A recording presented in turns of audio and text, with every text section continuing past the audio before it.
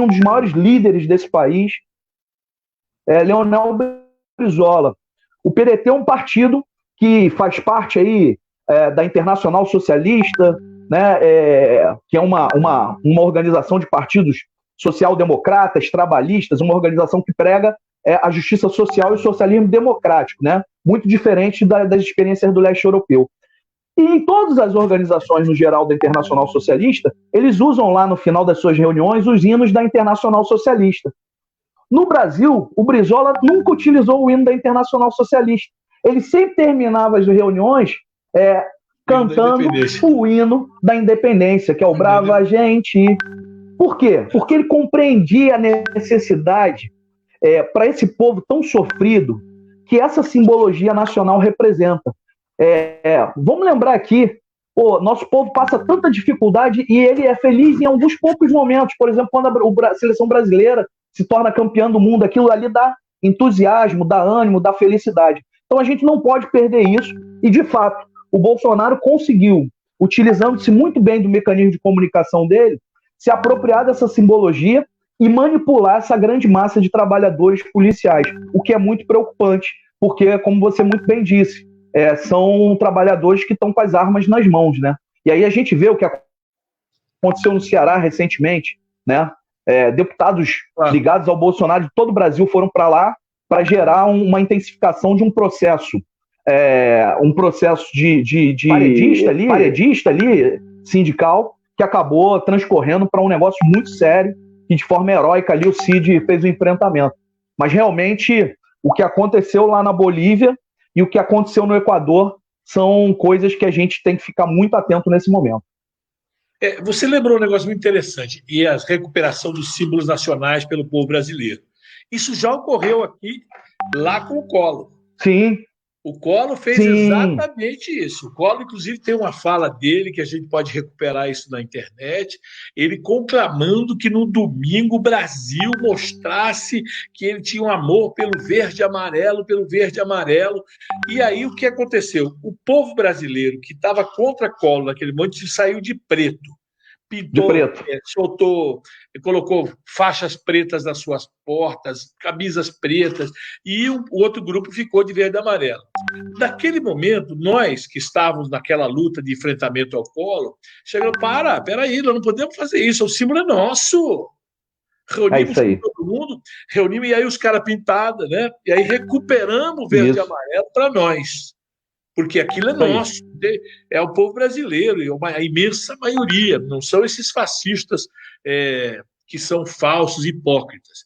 Ontem, eu te fiz uma live aqui, o Molon lembrou muito bem, que ele falou o seguinte, essa provocação, veja, ele lembrou que a gente tem que ter cuidado neste momento, que surge uma extrema-direita que passa uma falsa imagem progressista, quando, na verdade, as raízes deles são extrema-direita e bem lá para a direita.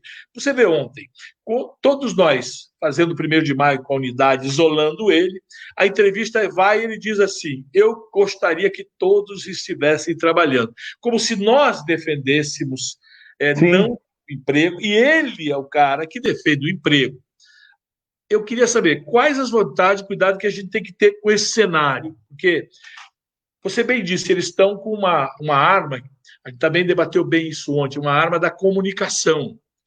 Quer dizer, a gente fazendo essa conversa aqui e repercutindo essa conversa para dizer o seguinte, essa coronavírus, de tudo que está infelicitando o povo mais pobre, que a gente vai perder muitas vidas, vão perder muitos companheiros, muitos amigos, muitos familiares, e ela nos deu algumas coisas. Primeiro, jogou por terra o neoliberalismo.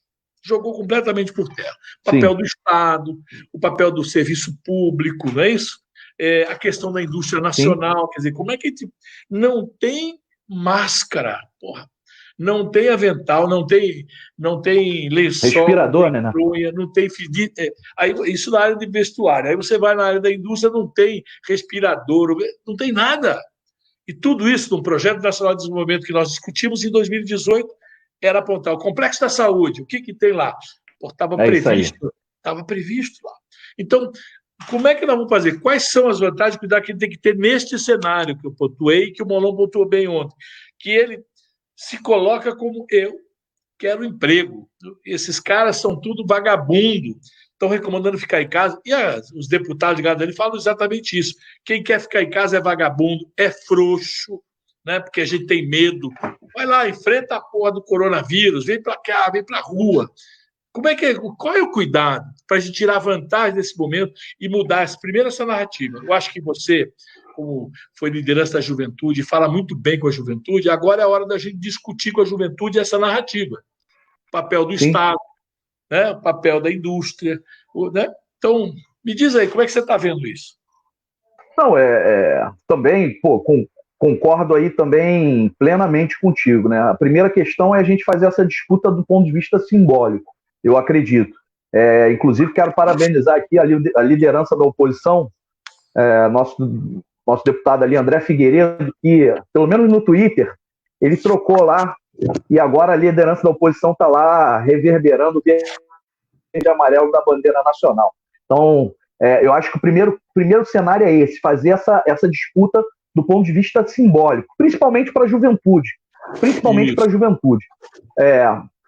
E a partir disso, a gente precisa também, o campo progressista, ter um cuidado na construção daquilo que se tornou corrente, né, a expressão que se tornou corrente nos últimos tempos, que é a construção da narrativa, né? Porque, de fato, o Bolsonaro ele vem conseguindo, ele é muito hábil do ponto de vista da comunicação, né? Ele consegue construir uma narrativa que, de verdade, acaba emparedando a gente, como se nós estivéssemos contra a população, quando, na verdade, a gente está defendendo a vida do povo. Porque esse dilema, ou você salva a economia, ou você salva a vida, não existe. Você tem que salvar a vida para que exista economia, senão não tem economia, né? Mas o campo progressista brasileiro ele tem que ter um pouco mais de habilidade na forma de se expressar junto à população, principalmente esse povão, né? A população mais pobre, que, infelizmente, nos últimos anos dos governos aí, de coalizão do campo popular, houve um certo afastamento. A gente tem que fazer autocrítica também. Eu vejo muito Ciro falando da necessidade da autocrítica, ele está certíssimo, e nós precisamos fazer essa autocrítica também. De certa forma, a gente acabou se afastando das bases populares, né? E isso permitiu que esse discurso, que é um discurso muito simplista, acabasse entrando ali na casa desses milhões de brasileiros. Então, quando você chega, por exemplo, numa favela do Rio de Janeiro, olha o dilema das pessoas, né?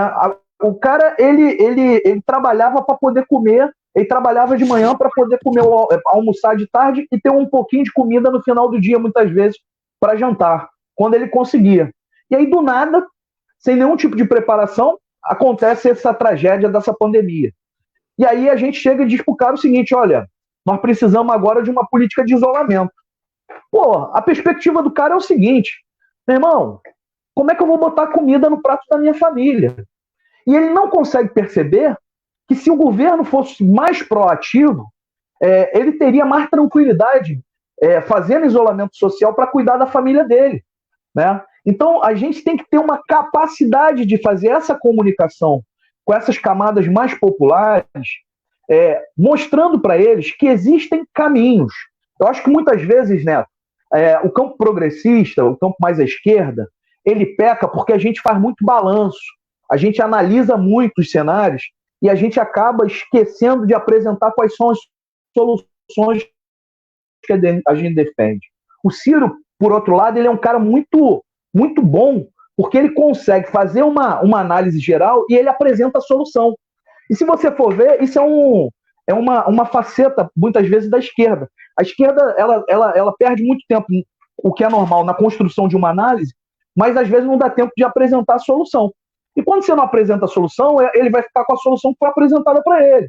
E o Bolsonaro, ele tem soluções que são mágicas, né? Ele fala assim: olha, vamos armar a população, parece que armando a população vai acabar a violência no Brasil. Olha, não vamos fazer isolamento, vamos continuar trabalhando porque, infelizmente, muita gente vai morrer, não tem como mudar isso. Mas se vocês não forem trabalhar, vocês vão morrer de fome. E essas fórmulas mágicas que ele apresenta o tempo todo, né? A gente, muitas vezes, acaba caindo na armadilha.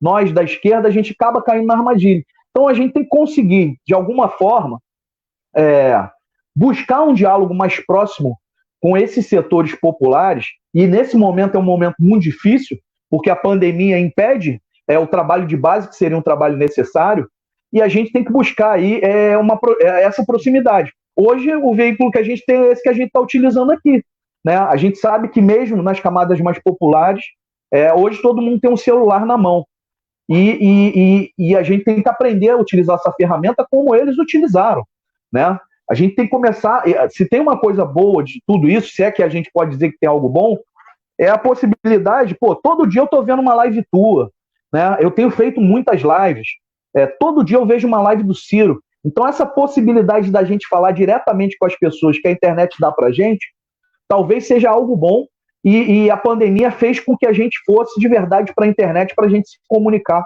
com esse povão aí que está caindo nesse conto do vigário, literalmente conto do vigário, do profeta da ignorância, como diz nosso amigo vídeo. Carlos Lupe, do profeta da ignorância. Mas a verdade é que todo esse problema que ele está criando são as fake news, né? Quer dizer, sim, ele faz uma dicotomia entre economia e a vida, mas a fake news, por exemplo. Hoje eu até expressei minha ira e toda a minha indignação que estavam dizendo que estavam sendo enterrados corpos, né? Caixões estavam sendo enterrados com pedra e coisa, e mostraram uma gravação de abertura de um caixão e que lá tinha pedra e serragem. Você viu isso? Então, eu postei no Face agora à noite. Sim. É uma coisa de um crime lá de São Carlos, aqui em São Paulo, para você ter uma ideia. Eles estavam dizendo que era lá em Fortaleza, ou na Bahia, ou na Amazônia. Cada hora saiu uma fake dizendo que era de um lugar. De 2017, de uma aprontada que um grupo fez com uma moradora de rua, que disseram que enterraram aqui para poder receber o dinheiro. É uma coisa... E está totalmente denunciado. Ou seja, eles vão buscar coisas que não tem nada a ver e começam a espalhar, a ponto de fazer lá em Manaus os parentes quererem abrir o caixão do defunto para ver se era o mesmo. E se expor crueldade, né? Ao coronavírus. Veja, parece que... Bom, eu lembro no nazismo que eram aquelas câmaras de gás, aquela porra toda. Isso aqui, da maneira que ele está tratando o povo na porta das caixas econômicas, que está tratando o povo dentro dessa questão do corona, eu acho que eles querem fazer uma exterminação em massa, principalmente a classe pobre. Porque para nós, trabalhistas, nós que estamos com a responsabilidade, eu por uma central sindical, dirigente partidário, não há outra forma de enfrentar essa calamidade, senão através de ação efetiva e coordenada por parte do Estado. Sim. Não é isso? Sobretudo a criação de medidas emergenciais para assegurar o isolamento necessário, ou seja, isola, mas garante lá, que seria esses 600, que para ele era 200, 150, e está criando dificuldade para o povo acessar isso. O Ciro fala muito bem, paga, depois bota a polícia, Ministério Público, quem pegou errado, isso aí. Prenda, porque nós temos aparato policial, repressivo, para prender aquele que sacaneia essa brincadeira. E também, para garantir esse isolamento, a manutenção da renda dos trabalhadores, né, das pessoas com vulnerabilidade e a sobrevivência das empresas. Aí eu olho lá os Estados Unidos, que é onde ele bate continência toda hora, lambe a bota do presidente, tem uma relação incrivelmente, eu diria, submissa ao Donald Trump. Ele lá, o Banco Central pega 1 trilhão com T de tapioca e 200 bilhões de dólares para injetar na economia. E mesmo assim, entrou atrasado, já está com mais de 70 mil mortos nos Estados Unidos. Mortos. Quer dizer, é um absurdo. E aí, botou seguro-desemprego. 8 ou 9 milhões de americanos se inscreveram para o seguro-desemprego. Everton, a ponto do Trump, atrasou 2 dias, porque ele invocou para si o direito de assinar o cheque, que o cara vai receber o cheque do seguro-desemprego, botar a assinatura dele, atrasou para botar a assinatura dele. Olha que loucura. Tem eleição em novembro. Eu vou receber um chequinho, passou. Foi Trump. Então, agora a mesma coisa, R$600. Ele está se arvorando que é ele, o governo dele que deu. Não. Foi luta lá dentro do Congresso. Então, muita luta. Muita luta. E dentro desse tema da união, a necessidade, a gente vê o campo progressista, que a gente está aí, uma dissonância de discurso. Por exemplo, muita gente está se unindo, tem mais de 30 pedidos de impeachment dele lá, né? do presidente da República. O Lula, por exemplo, orienta o PT a não apoiar abertamente a pauta fora Bolsonaro, e aí fica essa dicotomia entre nós, é aquilo que você disse. Como é que você junta essas três frentes? Porque as três frentes, popular, ampla e democrática, ela vai estar, o popular e amplo vai estar dentro da democrática, porque a democrática é aquilo que você não olha quem está do seu lado, faz como o Brizola falou, sobe no caminhão. Eu dirigindo o caminhão, eu levo... Aperta o nariz. Engole o sapo barbudo. Aperta o nariz e vamos embora. E vamos embora, porque agora é o seguinte, é o inimigo comum. Quem puder estar aqui, venha. Então, veja, quais desafios você enxerga para a esquerda nesse momento? Há espaço para uma união, e eu sei que você está propondo isso, por isso que nós estamos discutindo hoje. Mas como a gente faz? Porque esses caras... Eu vi o 1º de maio ontem. Esses caras são excludentes. Eles fazem a coisa como se fossem deles. Não é uma coisa ampla. Eles tentam o tempo todo... O início do 1º de maio na transmissão era Lula livre. Quer dizer, não foi o combinado entre as centrais. Fica difícil. Vamos debater isso com a central. Falar, espera aí, o que nós combinamos? Porra, Lula livre no 1º de maio ao vivo dos trabalhadores? Espera aí. São coisas disso. O Lula falar não tem problema nenhum. A Dilma falar não tem problema nenhum. Agora, fazer apologia dessa brincadeira durante... Quer dizer, é jogar exatamente contra tudo e dar oportunidade para a reação, falar, tá vendo? Esses caras estão tudo com esse mesmo discursinho. E nós não estamos com o mesmo discurso. Nós estamos com um discurso aqui dizendo, olha, nós temos que primeiro tirar esse assassino. Ontem o Lupe decodificou bem. É um assassino genocida que nós vamos ter que punir da maneira exemplar. Não podemos... Daqui para frente é hashtag Bolsonaro assassino. Paga logo o assassino, porque não quer pagar para os trabalhadores. Né? Derrube a todas essas coisas. Como é que você vê isso? Há espaço realmente para essa união? Porque, olha, mesmo a gente... Porque sempre nós que tampamos o nariz, hein? Sempre nós. Sempre, né? Sempre. Verdade. Olha, Neto, de fato é algo muito, muito complexo. O que eu defendo hoje, de fato, é o que você falou, é a gente tapar o nariz e entrar no caminhão, porque a gente tem um inimigo, é um inimigo muito forte em comum. Para isso, a gente vai ter que enfrentar alguns dilemas, né? E o grande dilema hoje da esquerda brasileira continua sendo essa política de hegemonismo que o PT apresenta, que não é de hoje, né? Você falou do 1º de maio agora. Eu vou recordar o 1º de maio do ano passado que eu vi lá na Praça Mauá, no Rio de Janeiro. Eu olhei para o 1º de maio, que a gente tinha uma tradição de fazer uma grande festa na Quinta da Boa Vista e tal. E quando eu olhei para o 1º de maio na Praça Mauá, o que eu mais via eram faixas identificando o 1º de maio com Lula livre. Eu estava do lado de uma pessoa e a pessoa apontou uma das faixas e falou: não, isso aí não é negócio do trabalhador, não. Isso aí é coisa do PT. Porque eles sequestraram um ato plural de todos os trabalhadores e de todas as correntes políticas para colocar ali a palavra de ordem, que era a palavra de ordem deles, mas que não era de todos os segmentos. Eles vão ter que, em algum momento, compreender. Aí a gente sabe que na história diz que a gente compreende pela dor ou pelo amor, Neto. E, né, minha avó falava isso, é pela dor ou pelo amor. Então eu prefiro ainda que seja a compreensão pelo amor. Mas eles vão ter que compreender em algum momento que essa insistência numa posição hegemonista vai produzir um grande atraso para todos nós. Eles têm que parar de colocar a organização do PT à frente do interesse maior do povo brasileiro. O que está em jogo hoje são vidas de milhares de brasileiros que estão sendo aí perdidas. E se a gente não se entender, e é isso mesmo, se a gente não se entender, inclusive com setores que estão para fora desse campo, né? Se a gente não se entender, a gente infelizmente não vai conseguir, Neto, ao meu ver, cumprir a tarefa histórica que nos está sendo dada, né? Em outros momentos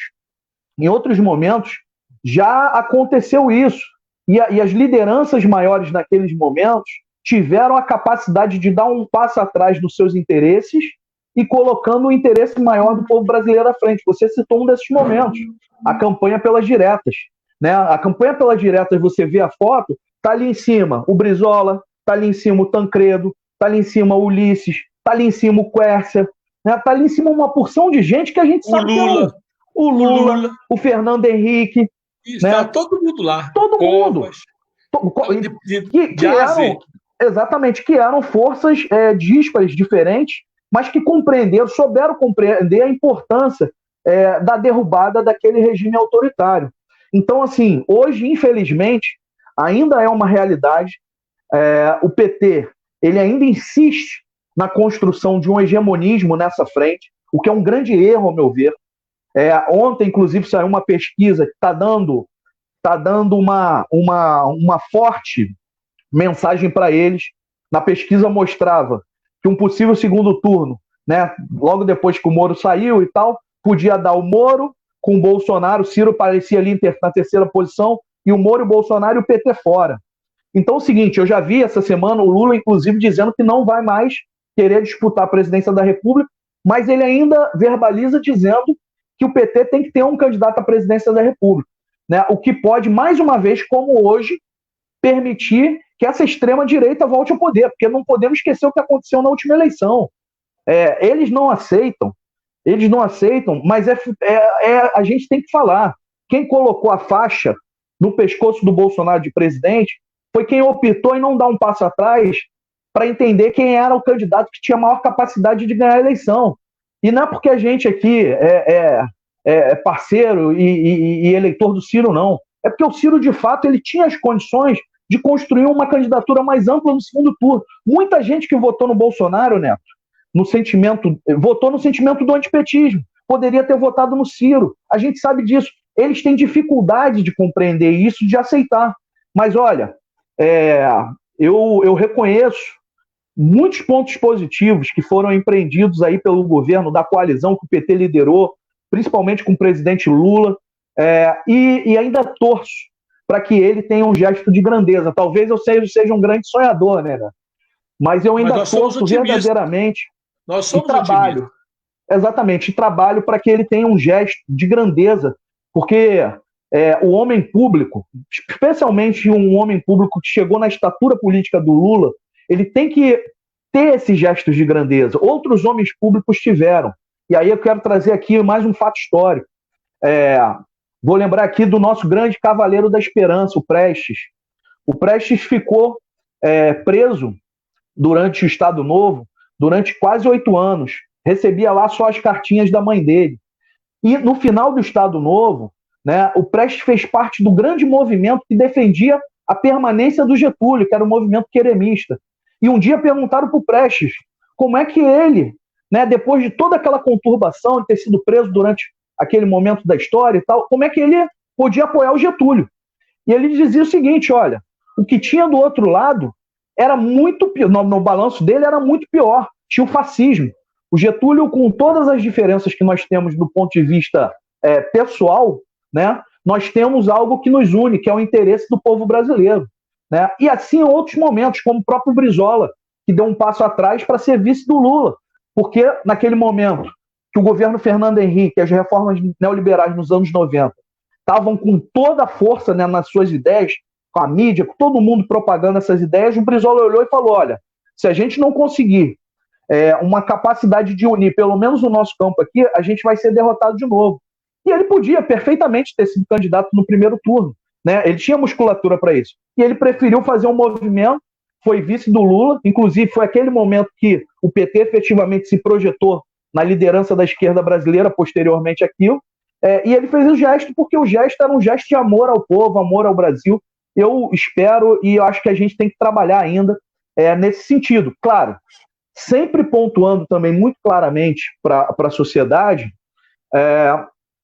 que todo esse gestual é por conta do enfrentamento desse inimigo que a gente tem em comum, mas que existem diferenças, muitas diferenças, inclusive, entre todos nós, porque, né, senão amanhã também vão estar achando que nós e outros personagens que possam estar participando dessa frente, a gente defende o mesmo tipo de ideário e a verdade não é essa, né? Mas eu acho que a gente tem que construir, nesse momento, Neto, uma agenda, mesmo que seja pequenininha, né, um compromisso mínimo dos setores aí mais liberais, de não avançar em retrocesso e retirada de direitos caso a gente chegue no governo, né, do nosso ponto de vista também, a gente fazer algumas inflexões para a gente conseguir avançar, porque realmente, cara, o bolsonarismo ele quer aniquilar todas as forças que antagonizam em relação ao projeto dele.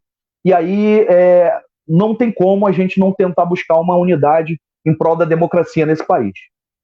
Você tem razão, e o aniquilar dele é na expressão mais do que literal. Sim, porque essa sim. milícia, por enquanto, já está começando a bater em mulher, a enfrentar as pessoas, e daqui a pouco podem avançar para o segundo passo. E, Neto, só me permite só uma coisa, né? E mais até, eu peço desculpa porque eu falo muito, Neto. Eu sou um bom brisonista, né?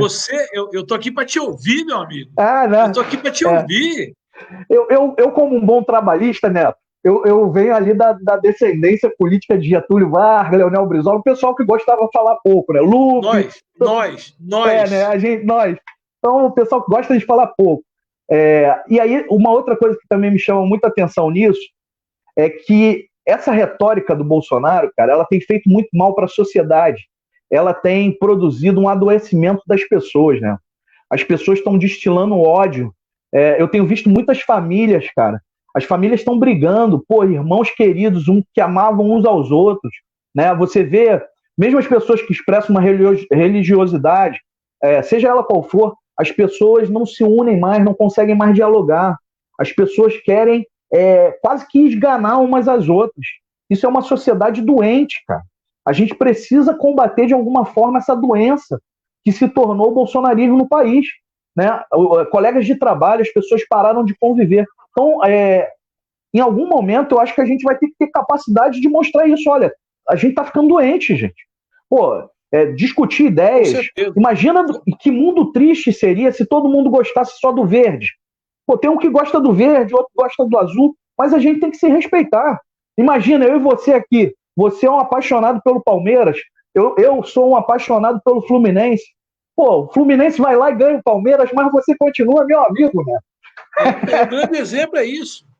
Ou seja, as nossas paixões sejam... Por exemplo, todo mundo sabe que eu sou getulista. Arrogante. Sim. Antes de ser pedetista, eu já era getulista. Quer dizer, eu tenho uma origem muito clara sobre esse aspecto. Sou um trabalhista, sou um desenvolvimentista.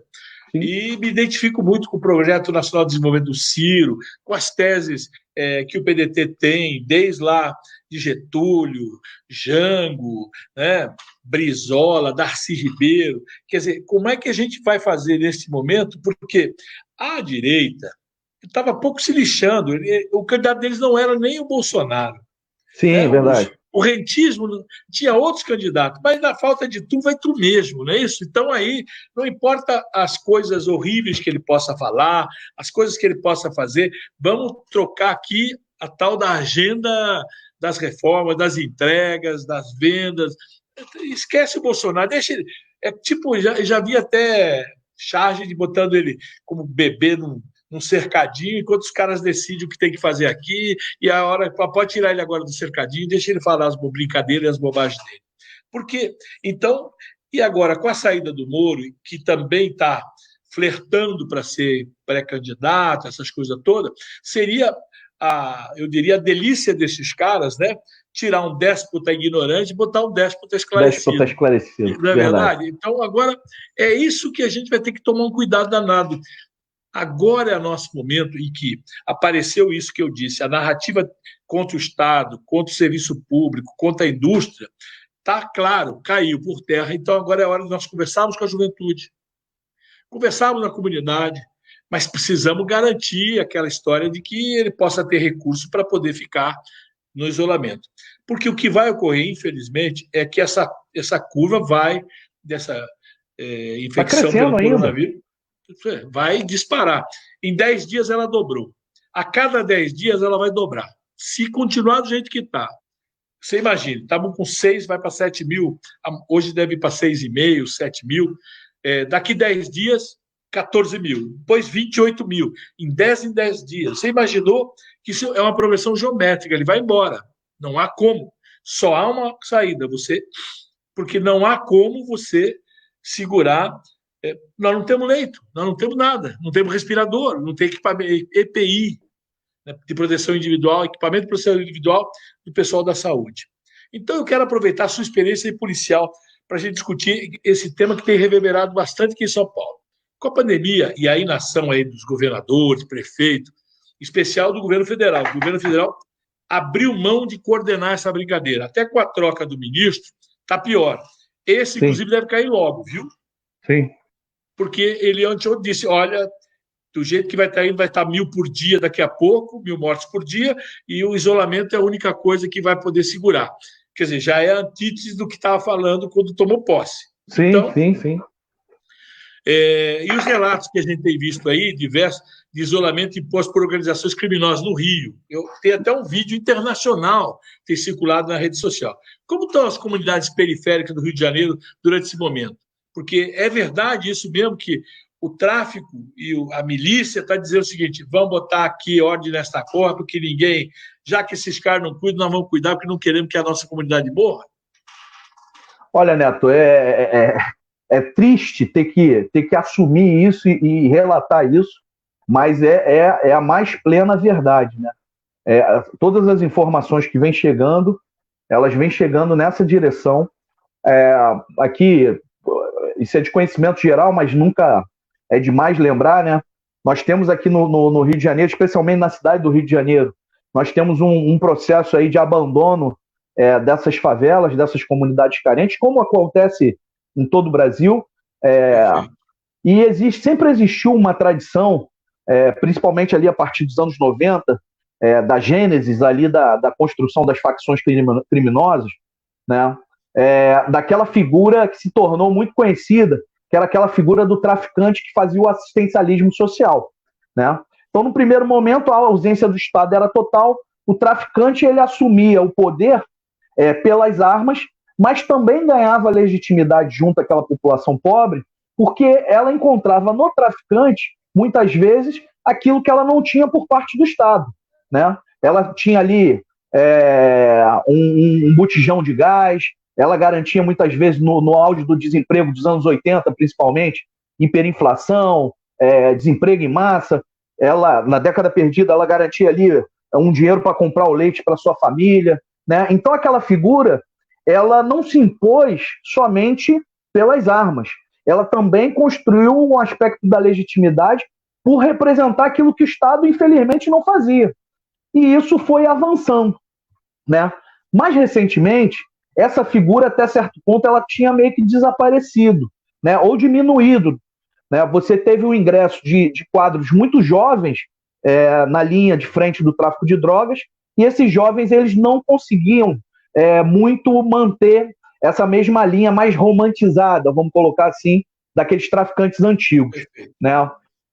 E aí, só que agora, recentemente, além desse fenômeno do tráfico, e aí eu vou falar aqui do fenômeno da criminalidade de uma forma geral, nós temos também o fenômeno da milícia, que começa a surgir ainda no final dos anos 70 com os Esquadrões da Morte, mas que nos anos 90 ele dá um grande salto a partir da expansão, principalmente imobiliária, para a zona oeste do Rio de Janeiro. Num primeiro momento, aquilo era olhado, de certa forma, como um aliado da sociedade, que combatia o perigo maior, que era o tráfico, mas aquilo se mostrou depois um grande risco e um grande problema para o Rio de Janeiro. Hoje, Neto, nós temos no Rio de Janeiro 82% do nosso território dominado por grupos armados, traficantes ou milicianos. As milícias chegam a quase 14 cidades do estado do Rio de Janeiro na região metropolitana. E, infelizmente, a ausência do poder público ela continua a mesma lá do passado. Eu costumo dizer que muitas vezes eu entrava para fazer operações policiais em algumas favelas, e eu sempre lembro de uma favela chamada Mandela 2, que é uma favela na zona norte do Rio de Janeiro, próximo do complexo de Manguinhos, onde houve uma intervenção até muito grande do PAC. O Mandela 2, Neto, a única cara do Estado que entrava naquela favela era quando eu entrava ali com uma equipe de patrulha com 6 homens junto comigo, a gente vestido de preto, armado com fuzil, pistola, carregador, granada, infelizmente, para matar ou para morrer. Para matar ou para morrer, veja só. Porque eu sou um policial que tenho muita consciência do meu papel e eu tento sempre romper as amarras de um sistema que, infelizmente, adoece os policiais e muitas vezes faz com que eles acreditem que são super-heróis que às vezes vão tirar o direito da população, né? Então eu entrava ali para matar e para morrer. Aquela comunidade, né, ela não via um médico, ela não via um professor, aquela comunidade não tem asfalto. O que você mais via eram valas correndo na porta da casa das pessoas, crianças desassistidas, né, largadas aos montes. Por quê? A família não conseguia dar assistência, porque os familiares no desemprego precisam trabalhar, e você não tem uma estrutura de escola, como sonhou o Darcy e o Brizola, de tempo integral para essas crianças ficarem abrigadas. Então, a única face do Estado que estava ali presente era uma equipe da polícia para matar ou para morrer. Uma equipe de policiais oriundos das camadas populares para matar um grupo de jovens que optou por uma saída pela criminalidade para garantir ali seu sustento e as suas mais variadas opções, né? Suas escolhas ali. Mas também um grupo pobre. Então, esse é o dilema dessas comunidades. E hoje, a lei e o Estado, né? O Estado dessas comunidades é um Estado paralelo. E é verdade o que está acontecendo, são essas informações que vêm chegando, que nessas comunidades, tanto da milícia quanto comandados pelo tráfico de drogas, ou nas comunidades, que aqui no Rio de Janeiro tem um fenômeno interessante agora. Você tem um cruzamento da milícia com o tráfico em alguns lugares, né? É uma milícia... Em sociedade ou em disputa? Em sociedade. Ou seja, a milícia também passa a gerir o tráfico. Sim, porque a milícia o grande alimentador da milícia, e o tráfico começa a aplicar também técnicas da milícia, porque o tráfico acabou vendo o seguinte, que os negócios da milícia geram muito dinheiro, né? Esse controle territorial, né, ele faz com que eles controlem a venda do gás, da internet, o transporte alternativo, a cesta básica, né? Tem comunidades do Rio de Janeiro que os moradores são obrigados a comprar a cesta básica da mão desses bandidos. E aí, se eles comprassem do lado de fora, o valor era 1. Dentro da comunidade, 3 vezes, 2 vezes maior o preço. Então, você vê a que ponto a ausência do Estado chegou e a crueldade que isso está produzindo nessas regiões. E aí, nesses espaços de ausência completa do Estado, a lei que impera é a lei da força, né? A lei da força, e eles mantêm ali essas condições de isolamento através da violência, né? Obrigando a população a ficar no isolamento através... Eu vi uma cena, um rapaz que foi chicoteado no meio da rua, né? E outras atrocidades que eles cometem, tanto por parte do tráfico como por parte da milícia. Realmente é um momento muito difícil para a comunidade e as favelas aqui do Rio de Janeiro, que estão sendo varridas aí pelo coronavírus, e que muitas vezes, né, as saídas e as soluções que estão sendo encontradas do ponto de vista da assistência para esses grupos, mesmo nesse momento agora, são saídas muito locais, né? Grupos religiosos, algumas organizações não governamentais que têm se organizado ali de alguma forma e que estão buscando soluções, porque nem mesmo nesse momento de grave crise o Estado se fez presente, seja através da prefeitura, seja através do governo do Estado ou do governo federal. Pobre do povo da cidade do Rio de Janeiro, do Estado do Rio de Janeiro nesse momento. Está abandonado. E você acha que a gente pode fazer alguma coisa? Porque nós temos um projeto para disputar essa prefeitura, tem um projeto para disputar esse governo. O que a gente pode fazer para melhorar e recuperar o controle para o Estado, né, sobre essas regiões, e principalmente que nesse momento de pandemia, por exemplo? Você acha que o Estado tem condição de aproveitar esse momento para poder fazer essa... Eu sei que com essa prefeitura que está aí, com esse governo que está aí, vai ser meio complicado. Mas o que a gente pode fazer? Nós temos que fazer toda hora aquilo que se diz, nós temos que ser propositivo. Porque a gente aponta o problema, mas temos que mostrar uma proposta de solução. Que essa, eu acho, Neto, que tem sim. Como eu te falei, existem anos de ausência do poder público nessas regiões. E a gente sabe, basta você olhar para um deserto. Vamos pegar a figura do deserto aqui, né? O deserto, ele está ali prontinho muitas vezes, basta que você tenha uma gotinha d'água ali, faça um gotejamento muitas vezes, e a florzinha ali, o arbusto vai surgir. É óbvio que a gente não vai conseguir dar conta de resolver todos os problemas de uma ausência de muitos e muitos anos. Mas o simples fato de se fazer presente nesse momento, e aí exercer uma palavra que para mim está na ponta de lança desse momento que a gente tem que exercer, que é a solidariedade. Eu acho que o Estado precisa fazer isso através das suas organizações institucionalizadas, e nós aqui, do campo da esquerda, o movimento sindical, né, o movimento estudantil, os setores organizados da esquerda, os setores organizados progressistas, precisam também dar um passo à frente, romper com as suas barreiras organizativas e institucionais e ir lá para dentro para tentar, de alguma forma, dialogar e ser solidário, se mostrar solidário a essa população, estender a mão para essa população. Agora, aqui, muito recentemente, eu tenho um companheiro, ele articula um circo no centro da cidade do Rio de Janeiro. E ele, num período muito curto de 3, 4 dias, ele conseguiu fazer um mapeamento de quase 1.200 famílias, com um grupo de 10 pessoas do circo, né? E ele conseguiu aí buscar uma série de doações e fez ali a distribuição de cestas básicas para essas pessoas. Agora eles conseguiram, com outro grupo, um cartão, uma espécie de um vale, né, para complementar essa ajuda emergencial do governo, que não está chegando na ponta. Não está chegando na ponta, né? Tem muita gente que está precisando e não conseguiu receber. E eles conseguiram, com um desses outros bancos aí, conseguiram lá. Então é o que você falou, que o Ciro disse. Poxa, as pessoas precisam comer, né? O Estado tem que chegar lá, meu amigo, assina aqui um recibo. Se aquilo ali for falsificado, se o cara Irmão, isso aí depois a gente vê. Nesse momento, a gente precisa cuidar de quem precisa ser cuidado. E o Estado brasileiro precisa expressar solidariedade, as instituições e organizações da esquerda brasileira também. Acho que a gente tem que fazer um grande esforço nesse sentido. E olha, eu vou trazer para você falar um pouco agora, que a gente está quase indo lá para o final, mas nós temos um exemplo bom no estado do Rio, que é Niterói. Muito bom. Está dando um show. Está dando um show. Por quê?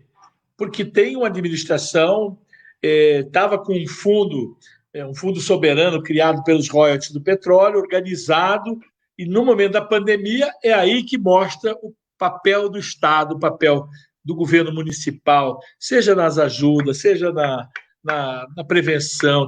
Me fale um pouco dessa experiência. Vocês estão aí do lado, esse Rodrigo Neves, essa joia nossa que foi perseguido, injustiçado, e agora está mostrando o amor pelo povo de Niterói, o seu compromisso com o povo de Niterói e cidades vizinhas, porque Sim. A gente tem lido as atitudes que a Prefeitura e a Câmara Municipal têm feito juntos para poder ajudar, porque sabe, não é um oásis, se do lado que pegar fogo, o fogo vem para dentro, então precisa ajudar do lado também para poder represar esse fogo. Me fale um pouco sobre Rodrigo Neves, fale um pouco sobre a Prefeitura de Niterói.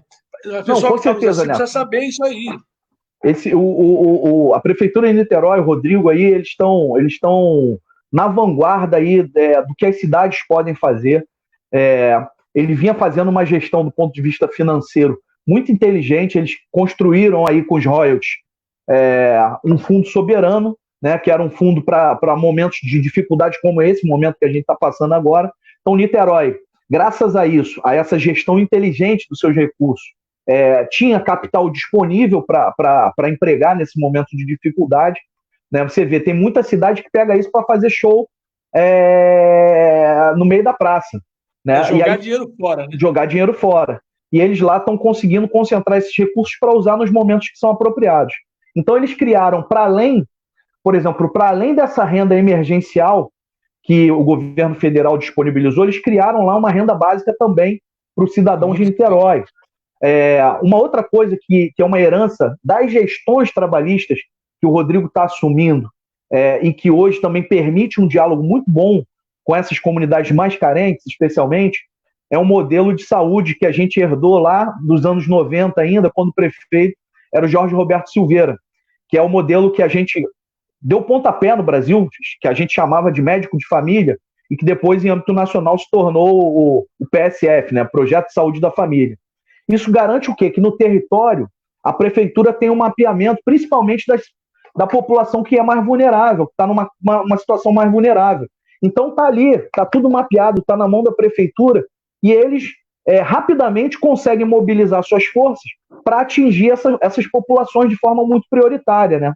Então, Niterói também foi muito eficaz na política de isolamento do seu próprio município, né? Enquanto você via aí outros governos, outras cidades duvidando da realidade caótica, que a falta de científica, né, que ficavam negando a ciência. Médica.